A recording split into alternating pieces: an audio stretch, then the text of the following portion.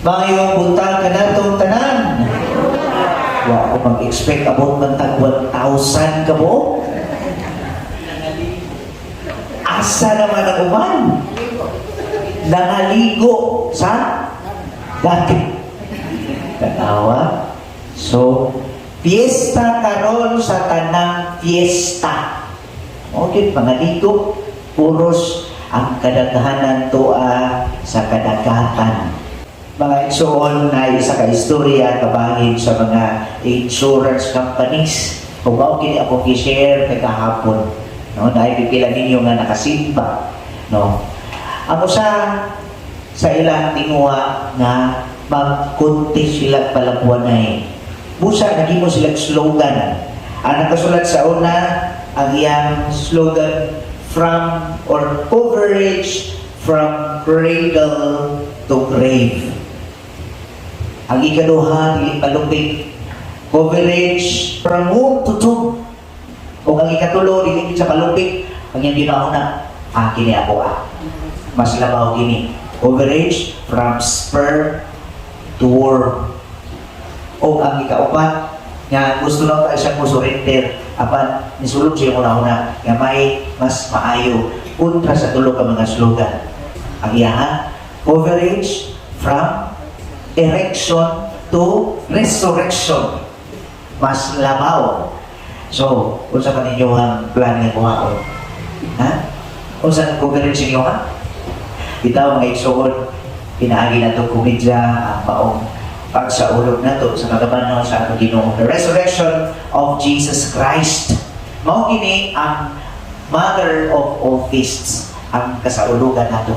Kaya naman, ningon si San Pablo sa Korinto, kung ang atong pagsangyaw walay basihanan sa pagkabanhaw ni Kristo kining tanan kawang, ang atong pagtuo walay biling.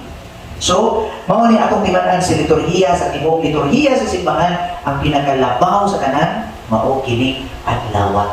Mao kini ang pagkabanhaw ni Jesucristo. Unsa may mensahe ani alang kanato?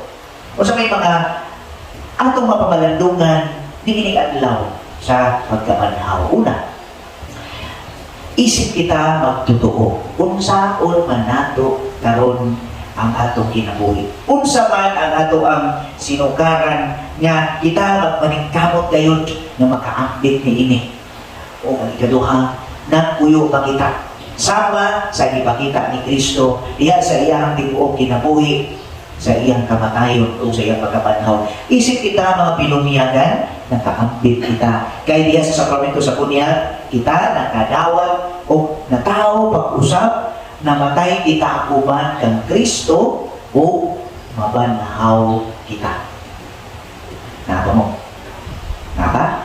Kanapa? So, unsa man ang bawno nato? Unsa may pinaka-bertud nga ihatag ni alang kanato? Nga anaa kay ang pagkabanhaw. So, kita mulaom niini. Kining paglaom maoy atong huktan, no? So, unsa may paglaom, nagpaabot ba ni nga nya nagkamulaom kanang humag kamatay mabanhaw bitaw ta? Mao ba na? Dili. Kung dili, this is not a passive, no? Passive hope. To be hopeful in passive, dili. Dili kini nga magpaabot lang ta kung wala tayong buhaton. Kung dili, magpaabot kita, nasayo kita, mababanhaw kita, apan anaa ang paglaom nato sa katag-adlaw. Mga igsoon na isa ka istorya. Magili ako ang istorya, usap ini ka pamalandong sa usa ka pari. Na sa diha itan-aw siya sa maong salida, sa ilahang sa ilahang retreat. Ang title sa salida, The Fourth Wise Man. Kaya nasayon man kita, pila gani ang wise man? Tulo. Kinsa-kinsa ni? Si Melchor, Baltasar, o si Gaspar. Ang ika-upat, si Artaban. Ang sa istorya sa salida. Karon si Artaban, uban siya sa tulo.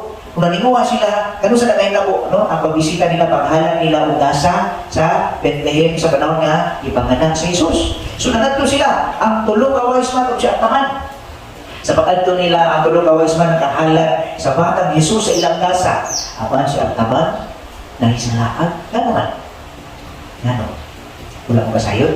Kaya nga sa panahon nga makakita siya o igsuon o mga tao nga labing na hinahanglan kayo, iyang habiton, iyang atimanon. So sa iyang pagbaktas, padulong dito sa Bethlehem o pagpangita nila ng Jesus for 33 years o man ang tuig ni Kristo sa iyang tibuok kinabuhi. Wala niya maabdi. Kay daghan kay 33 years siya nagtabang sa mga kaigsuonan sa iyang panaw. So siya taban, nakakita pa ba siya sa batang Jesus? Aron mag-offer sa lasa?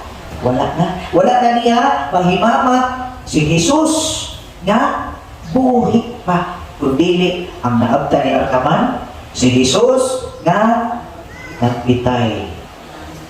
Kinlansan na sa krus, namatay na.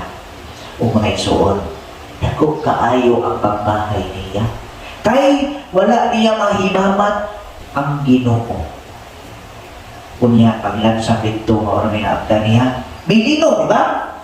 Milino kung nahulog. Kung nahulogan siya sa usa ka butang.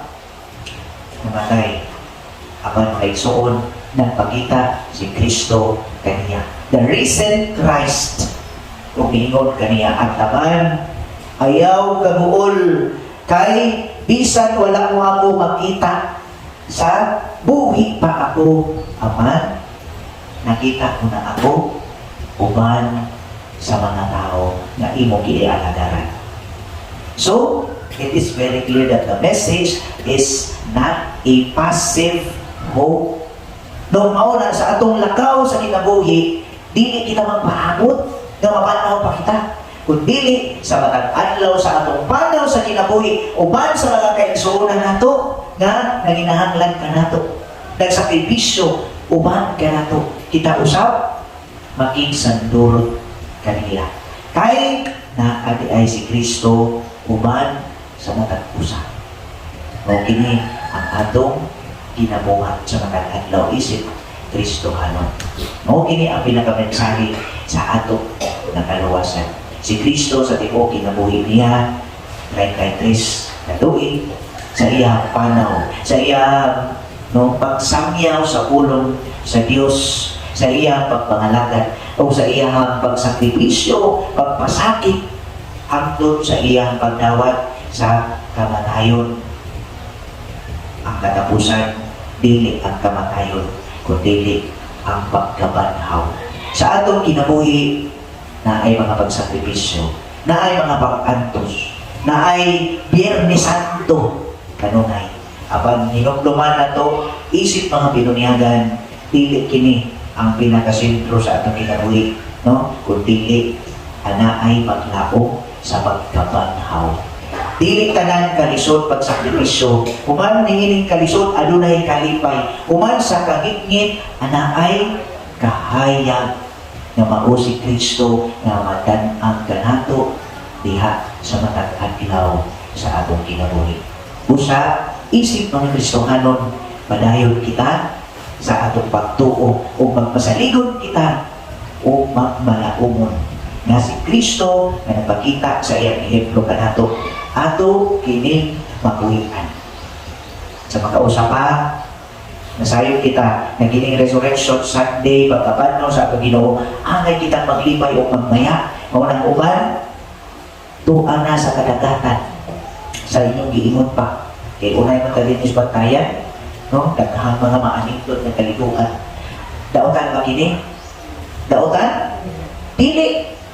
Maligo ugan takman ani no. Basta kay nara ko'y bahaw. Dili daotan kung mga ligong dagat kung asa pa ka mo adto. Aman mas kabing importante sa dili pa mong magligo-ligo, dili pa ka mangingaw-lingaw tungod sa atong kalipay na kitang tanan gitubos Kristo. Ato sa siyang duawon, ato sa siyang simbahon o pasalamatan. Pagpasalamat sa tanan na iyang gihatag ka nato.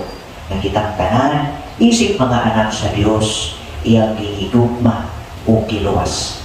Human sa atong pagdaing, pagpasalamat, pagsimba kaniya sa tanan. Maligo na kita. Isip, celebration. Busa uman ni Santos nga isa, at dama ang atong bahaw, makaligo kita. daigo ka Dios hangtod sa